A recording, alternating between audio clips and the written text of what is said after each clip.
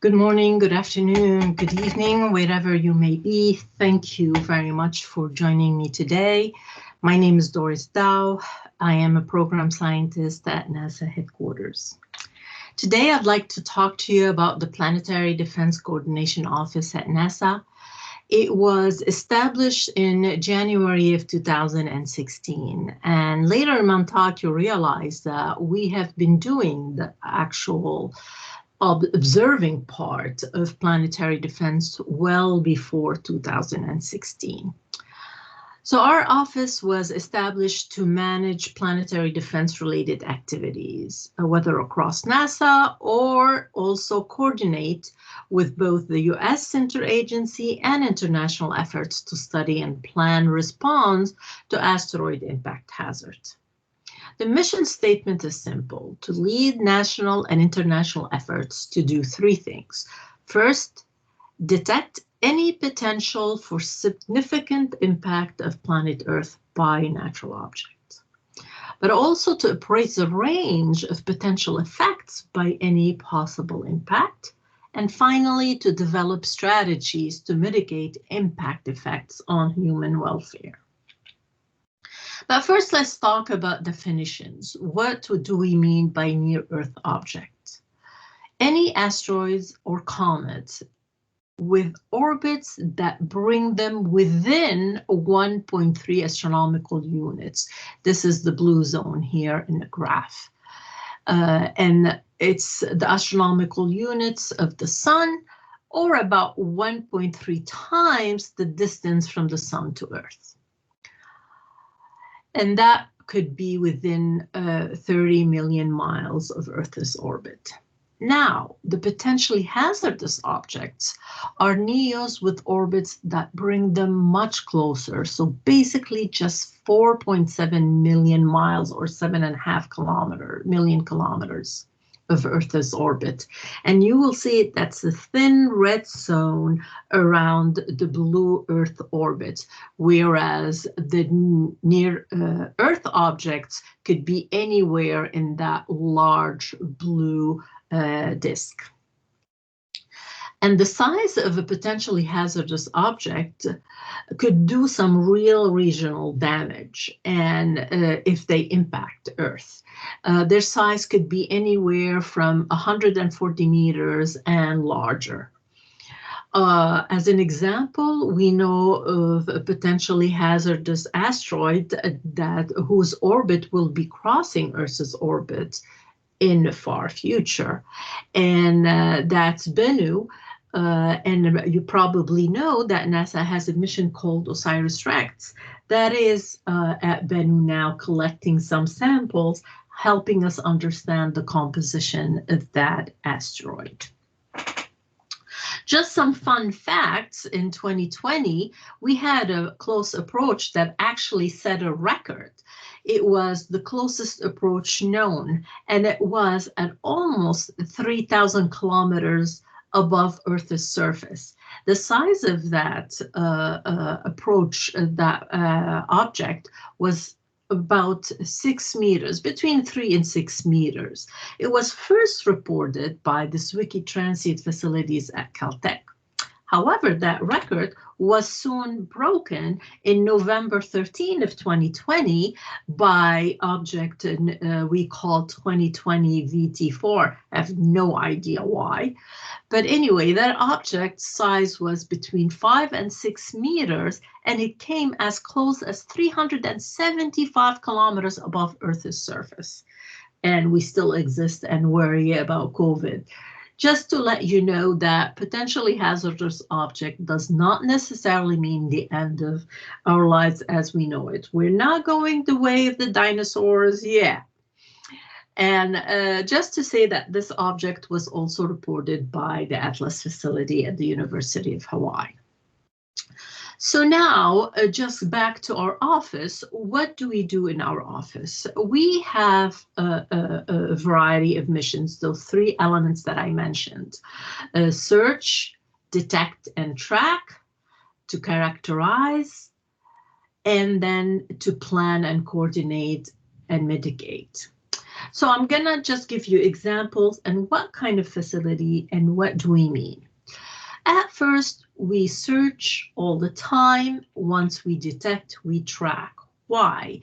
Because as we search, when we find near Earth objects, we want to be able to, observe them at multiple times so we are able to extrapolate and theoretically construct their orbit and see if and when their orbit crosses Earth's orbit.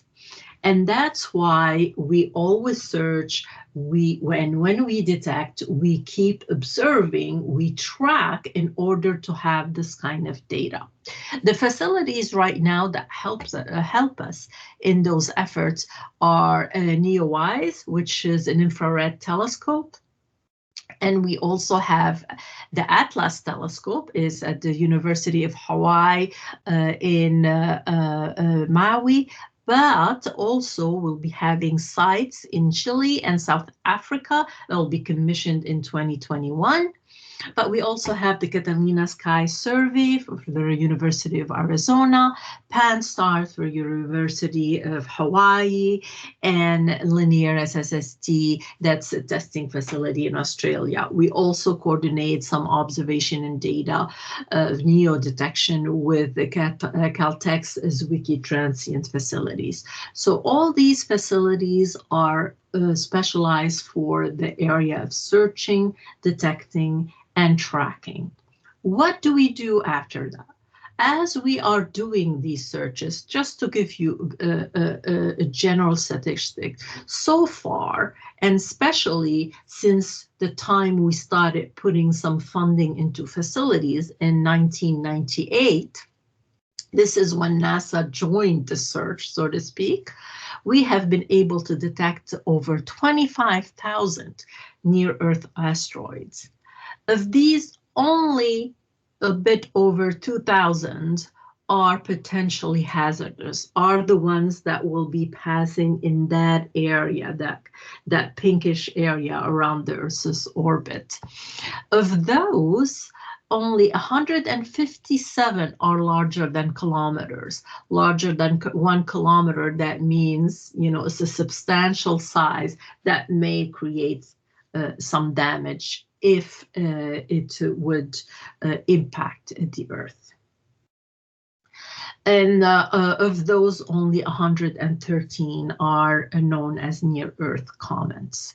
So of these, you will see that we have, since the search, you will notice that since NASA's search started, those numbers of detection and tracking had dramatically augmented.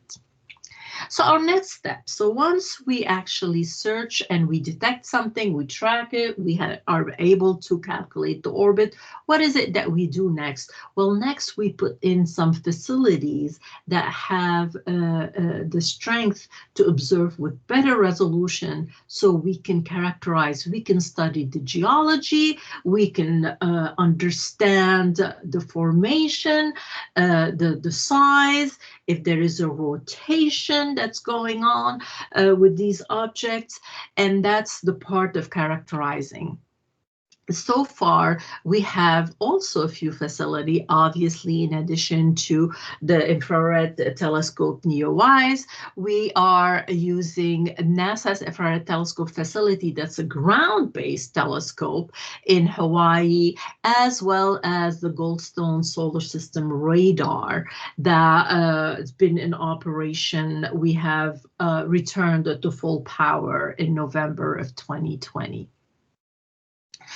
And then let's say we characterized and we have identified, like with Bennu, a potentially hazardous object.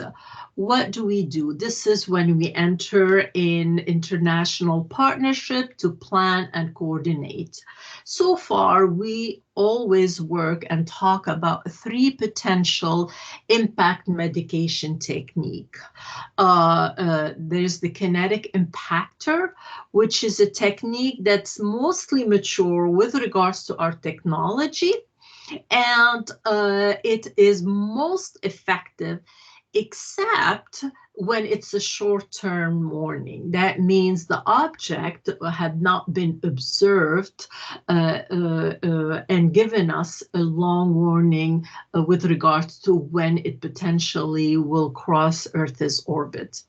Another technique is the gravity tractor. It offers most controllable techniques if also it allows a sufficient time. And the third, and it's the least desirable technique, would be the nuclear explosive device. Now, technology demonstration and validation is really needed before we use any of these techniques. And that's why international participation in any mitigation and deflection campaign is really highly desirable. And that's why we always coordinate with our agency, other agencies, partners, as well our international community. And finally, I want to leave you with one example of the kinetic impactor technique. Is a mission that we call DART that we've built at NASA. DART is obviously a kinetic impact demonstration. It's going to Dimorphos and Moon Didymos. The moon of Didymos. It's going to impact in the fall of 2022. It is a controlled impact experiment to increase our confidence in this method and the predictions of improve the understanding of the asteroid itself. So not only will it work on impacting the asteroid, but also it will help us understand its composition. So that's all I have time to talk to you about. Thank you very much for your attention, and I think we may have questions.